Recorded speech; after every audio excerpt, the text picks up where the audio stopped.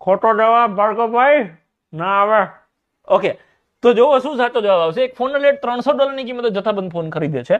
મતલબ એક ફોનની કિંમત $300 છે. 40% નફો મળે ને એવી રીતે તમે વેચાણ કિંમત નક્કી કરો. તો $300 ઉપર 40% નફો ચડાવો તો 300 ના 10% કેટલા થાય? તો કે 30. 10% 30 થાય તો 40% 120. તો આની વેચાણ કિંમત કેટલી હશે? તો કે 420. આ એની વેચાણ કિંમત હશે. $300 નો ફોન છે મારા ભાઈ, આના પાછળ બે મીંડી લગાવી દેવાની. 42,000 ના ફોન ની વાત કરે છે.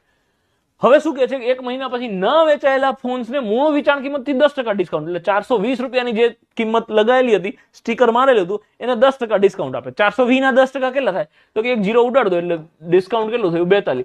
420 માંથી 420 ની જે વેચાણ કિંમત છાપેલી હતી એના પર 10% ડિસ્કાઉન્ટ, 42 રૂપિયાનું ડિસ્કાઉન્ટ. તો જવાબ આવશે 378, $378. ઓપ્શન એ આ તમારો જવાબ ય.